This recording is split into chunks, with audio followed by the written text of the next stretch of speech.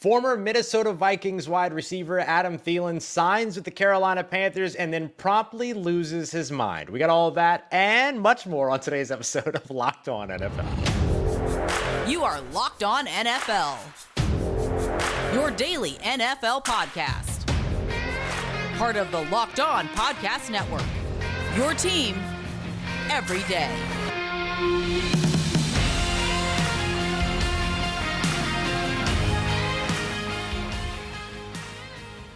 What's going on, football fans, and welcome in to another episode of Locked On NFL, your daily podcast covering the National Football League and all the biggest stories in right around 30 minutes. We appreciate you, of course, as always, making us a part of your day and your first listen of the day here on the Locked On Podcast Network, your team every day. Don't forget to subscribe and follow on YouTube or wherever you get your podcasts so you don't miss the newest daily episodes. It's Tuesday, so you've got Luke Braun at Luke Braun NFL and myself, Ross Jackson, at Ross Jackson Nola here to take you through all the biggest stories on this Tuesday here across the NFL. Luke, today's episode, we're going to get back to our yikes of the week, our yike of the week, but we're gonna gussy it up a little bit. We're gonna have some fun. We'll go one yike, one like for the week, so we'll look at that. We'll also take positivity. I love it. Positivity. Yeah, just injecting a little love into the situation here. And then that was like my Eddie Murphy came out there for a second. Just injecting a little love, you know.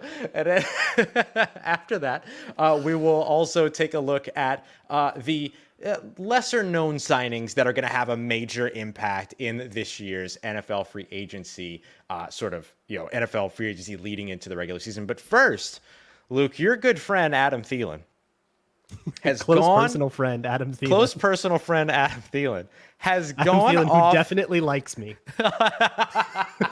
Has gone off the rails in a comment in which he said that he signed with the Carolina Panthers and now he thinks the Carolina Panthers can win a Super Bowl. Now, you have a very logical approach to this. I have a very illogical approach to this. All right, listen. He's being a good boy, all right? He's been around the block. This is his 10th season in the league. He knows what to say. All right. He's not. What are you going to go back and dunk on him? Carolina Panther thought the Carolina Panthers would be good. 100%. He's being a good boy. Let me tell you something. He signed a 3-year deal with the Carolina Panthers. Not only will the Carolina Panthers not win a Super Bowl this year, Luke, they won't win a Super Bowl during his original contract. During the 3 years of his contract. You're just betting the field. I'm just saying. Well, he's out here telling people to take FanDuel's plus 5,500 for Carolina as the Super Bowl champions.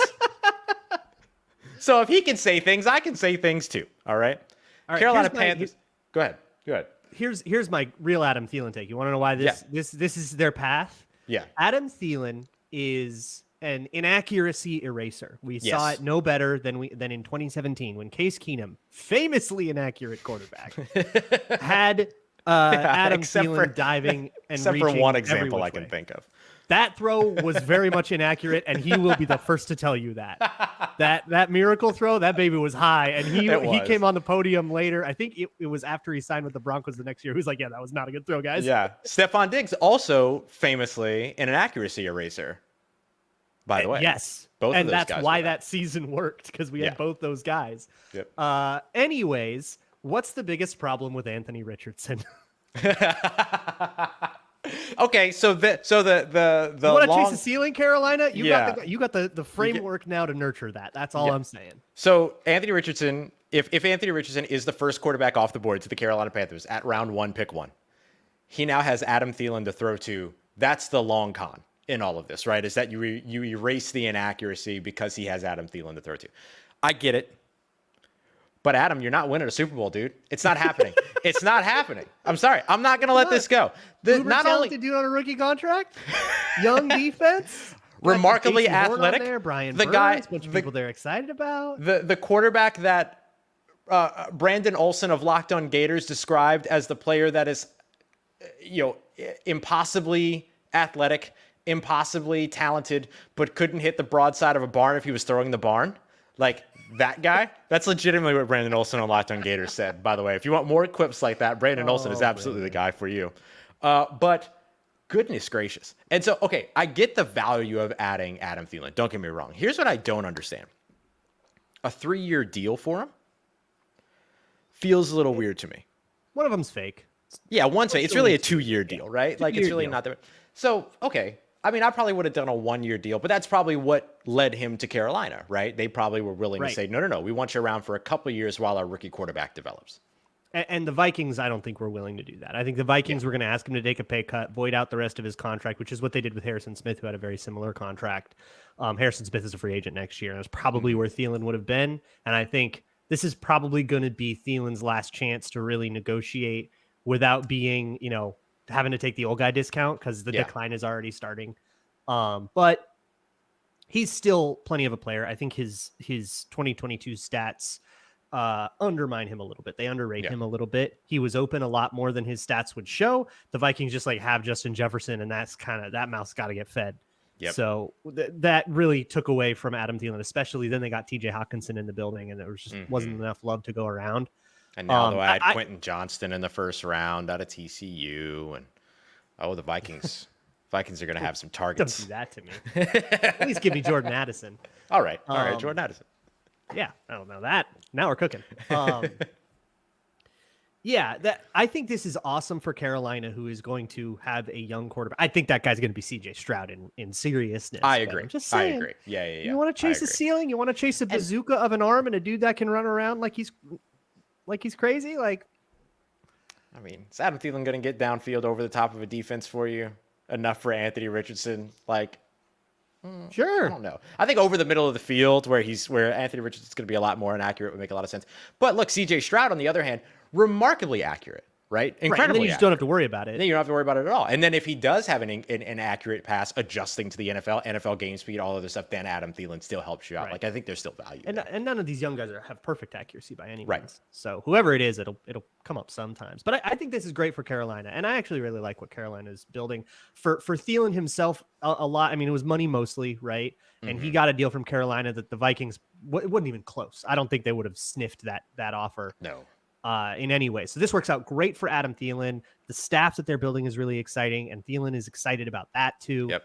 I love this for Carolina, and I haven't really liked anything Carolina has done in the last 5 years. So I think Panthers fans can have a little optimism, and he's gonna say the line, Bart. He's gonna say, "Hey, of course I think we can win a Super Bowl because I play for this team." And ask anybody on it, "Hey, are you gonna win the Super Bowl?" They'd be like, "No." Yeah, there's a joke that I use a lot about actors that I don't like, to where somebody says that, oh, well, I really I'm not a huge fan of who's the guy from Lonely Island and Brooklyn Nine-Nine. Andy Samberg. Not a big Andy Samberg guy at all. So when somebody says, oh, I really like Andy Samberg, I usually say, well, that's good. Somebody has to. That's not his mother, right?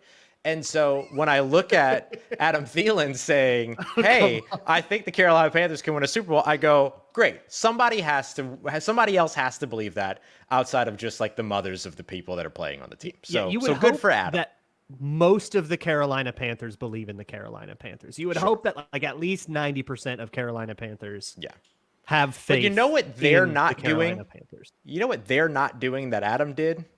Talking about it. You know what I mean? You don't have to say anything. The perils of fourth worst odds to win the conference. You do have to say something. Yeah, that's fair. You got to go on the show, man. You got it. When you're Aaron Rodgers, you're Adam Thielen. You got to go on the show, and now you got to get asked questions. Good point. All right. Well, we'll see if the Carolina Panthers win a Super Bowl in the next couple of years. But hey, the signing of Adam Thielen has real benefit for the Carolina Panthers for sure. And there are some other signings like that out there that could bring a lot of benefit, even though they're not making headlines. We're going to break some of those down next on Locked On NFL, part of Locked On Podcast Network, your team every day. Before we get into that, if you disagree with us and you want to go listen to Adam Thielen's advice, you can go to FanDuel and take that plus 5,500. I triple dog dare you. You can also bet on March Madness. You can bet on the XFL. Yeah, I've been having a lot of fun betting on the XFL. That's a fun one. You can do all of that at America's #1 sportsbook. That is FanDuel. And new customers to FanDuel get a no sweat first bet up to $1,000. That's bonus bets back if your first bet doesn't win. So just download the FanDuel Sportsbook app, which is safe, secure, super easy to use, and you can bet whatever from money lines, future bets, player props, jam a whole bunch of stuff together into a crazy parlay. See if you can't get a bigger outcome. And once again, that is FanDuel.com/locked on to get that no sweat first bet up to $1,000 in bonus bets back at FanDuel.com/lockedon. Make every moment more with FanDuel. All right, everybody, continuing on with this episode of Locked On NFL, part of Locked On Podcast Network, your team every day. Luke, there are all the big signings out there that have taken place, but there are some of those smaller signings that can have a lot of impact that nobody's really talking about. So we appreciate you very much making Locked On NFL your first listen of the day. Luke, why don't you kick us off here? What's a small signing out there that has been made across the NFL in free agency that can have a big impact in 2023? You know, whenever we go back and we look at this stuff in hindsight, I think about, like, we had this conversation after 2017 and we were talking about, man, nobody really paid any attention when the Eagles brought back Nick Foles, but look at the impact that had on everything, right? Yep. Well, I'm going for another Eagles backup quarterback because they just brought in Marcus Mariota. And I think the way that he pairs with Jalen Hurts is absolutely perfect. And Marcus Mariota is not a starting quality quarterback anymore. He knows that. And he's willing to take that, right? However, he has a lot of experience now, and he has a lot of experience in offenses like the one that the Eagles can run here with a lot of different arms and different elements, and utilizing the quarterback running and utilizing sprint outs, and then sometimes just being a spread and all that stuff. Mariota's kind of been around so much that he runs all of that. And a backup quarterback's job is more than just an insurance policy. Yep. For whatever it's worth, as an insurance policy, I love that for them. But a backup quarterback's job is honestly like half of a coach. That's why so many backup quarterbacks go into coaching after their careers end. And I think Mariota is really well suited to do that particular role on that particular team. 1 year, $5 million. I think it's a great fit for them. And it's not something you're ever going to hear about until you have to hear about it. Yeah. But I really like, especially when you're going to run a lot of read option, you're going to get your quarterback hit a whole bunch. There's that additional risk that you're going to, have him get the wrong hit. He's going to have to get into the concussion protocol. You need someone to come in for a quarter. That kind of thing just becomes that much more of a possibility for you. So I really like it for the Eagles. Yeah, I think having a mobile veteran backup quarterback for a mobile young starting quarterback is a must. I hate when I look at teams and they have let's say like a Justin Fields as your starter, like and then Brandon your backup Whedon. is Andy Dalton, right? Like it doesn't make any sense. Like it does not make sense. Have somebody that can step in and run the same system for you. Why do you, like, one of the reasons why Nick Foles was successful in that year was because of how much he was like Carson Wentz at that time in his career, where he could extend plays, he could, move around, he could deliver the passes, he could do all those things. He was able to be successful in that system. And the Eagles, by the way, have a long running history of successful backups, right? They've done this so many times before. And then now all of a sudden you add Marcus Mariota to it. I think that's a really good fit. I love that pick. Yeah, it's like your Saints, Jameis Winston, Taysom Hill, 2 tight ends. Yeah. Yeah, absolutely. Just like that. Yeah. Speaking of tight ends, no, I don't have a tight end on my list. Oh, I do have a tight end on my list. Speaking of, I just knocked over my light. Don't cut this out. Don't cut this out. I want this to stay. Because this is just us having a lot of fun today. I just punched the living daylights out of my light in the background. Living daylights out of my light. Okay, I do have a tight end.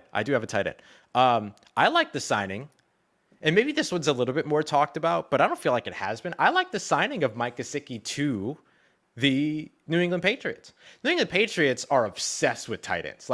They really are. Like, Bill Belichick's got a tight end problem, and somebody's got to get this taken care of and addressed at some point after his NFL career. But I think, like, getting a real threat there, real pass-catching threat, is such a big deal for them. And then getting him from across the division, it only adds to the narrative, right? New England versus Miami, all that other stuff.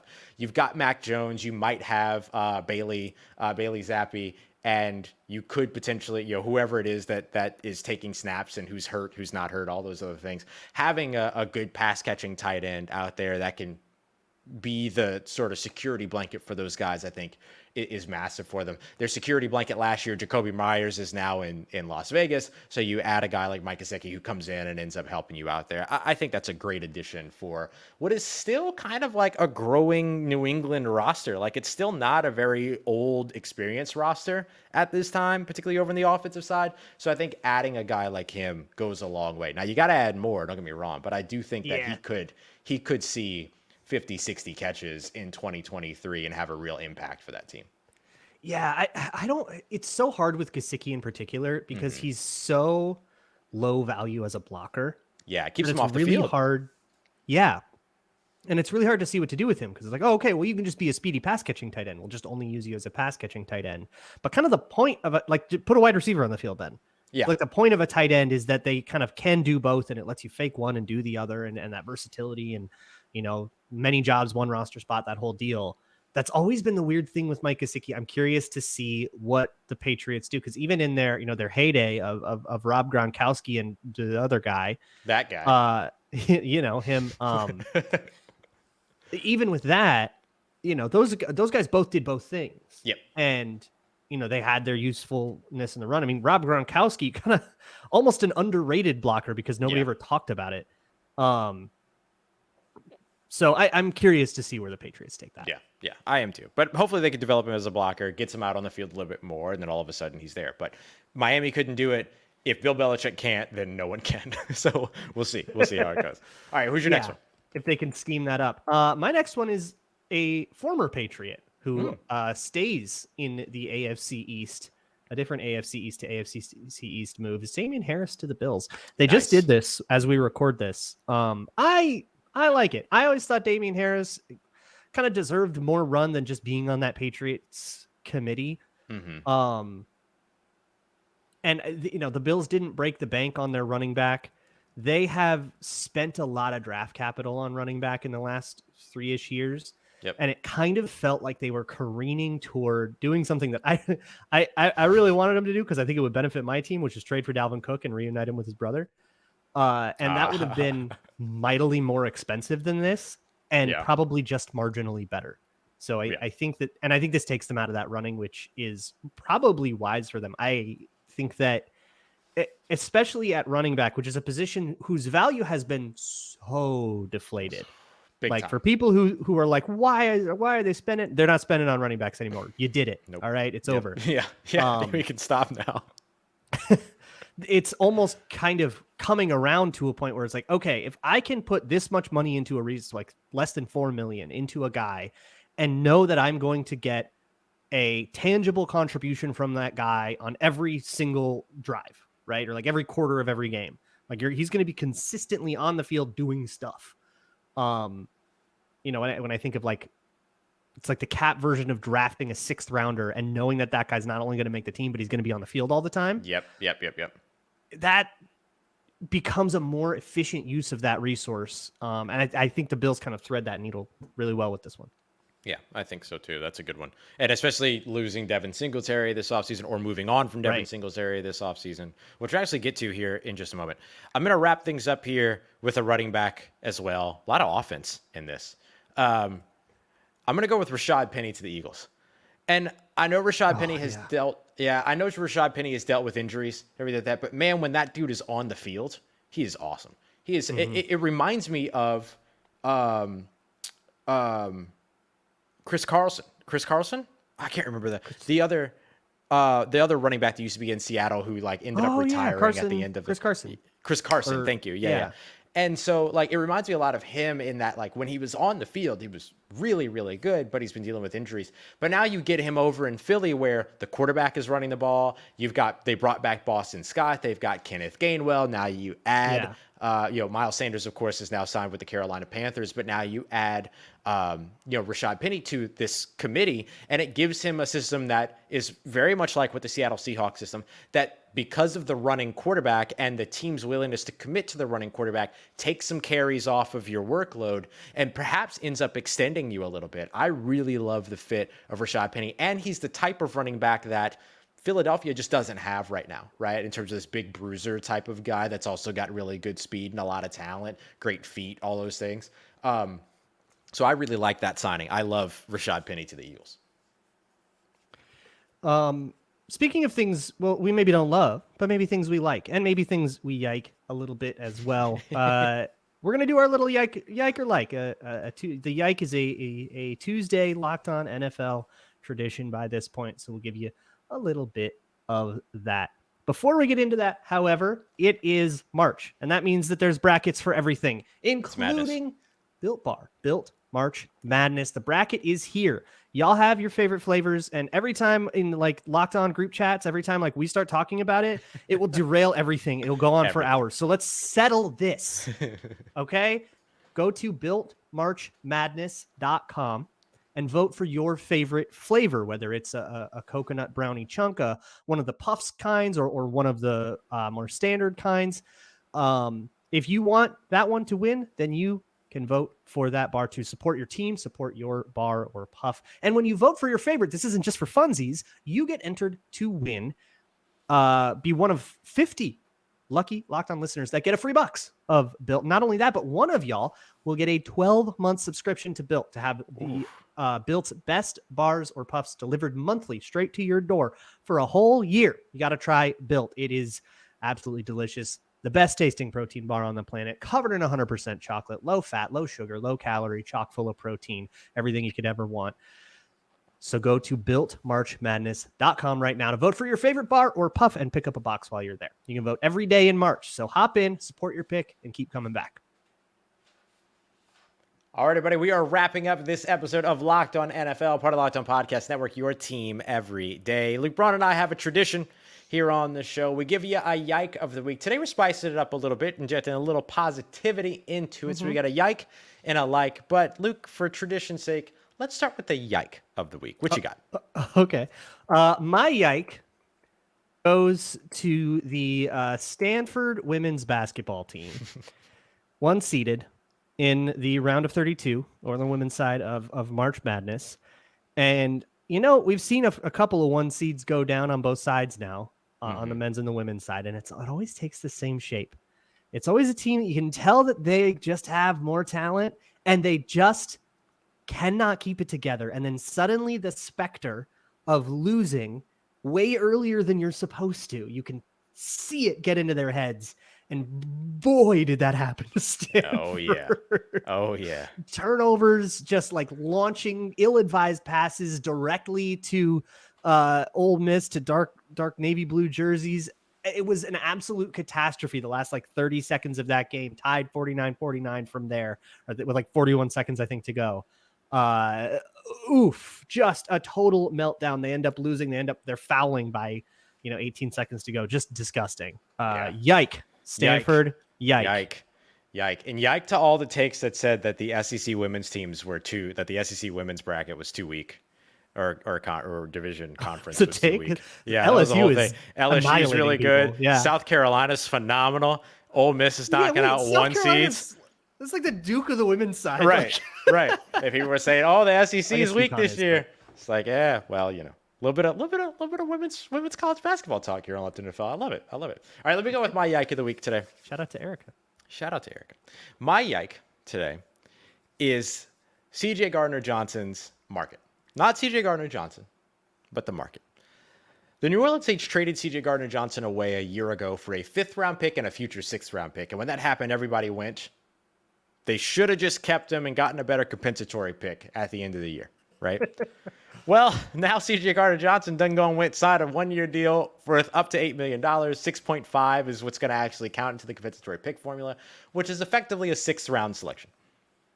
So the New Orleans Saints actually kind of ended up on the better side of all this. They got a better return than they would have gotten had they let him go. Because keep in mind, too, that C.J. Gardner-Johnson had 6 interceptions last year playing safety, which is a role he would not have played in New Orleans. But now, to get away from the New Orleans part of it, just the sheer kind of weirdness of his market, getting 6 interceptions in Philly, playing as a starting safety. He only played about 152 snaps in the slot. Okay, not about 152, exactly 152 snaps in the slot. All 6 of his interceptions came from playing safety.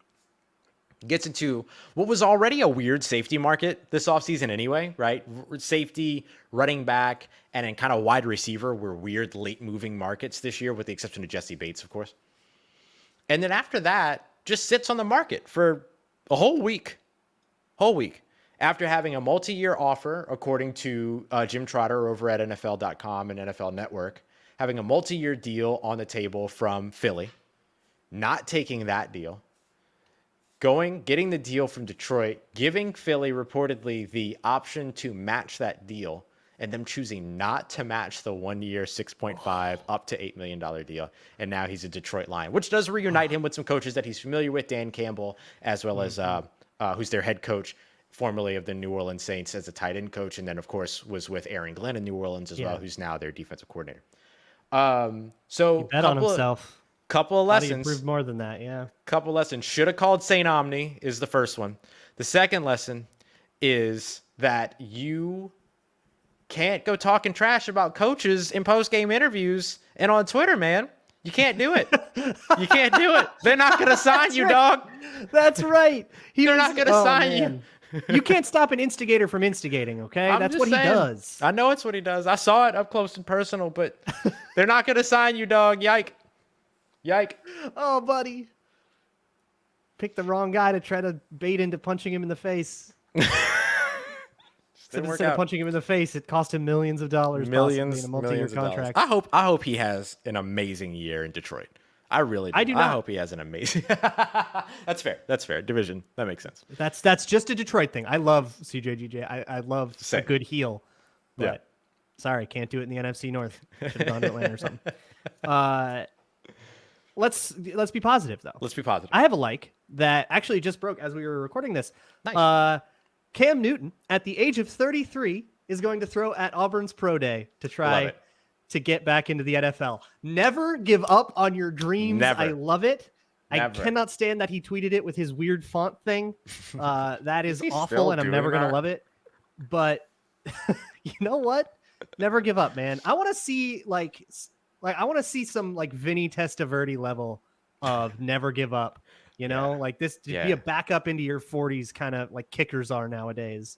Yeah. Just keep swimming, man. Just keep plugging away, and go back to your alma mater from that you graduated from in 2010, and see if they'll let you throw out their pro day. Which of course they will. Of course they will. Newton. Yeah, of course. He's only 33.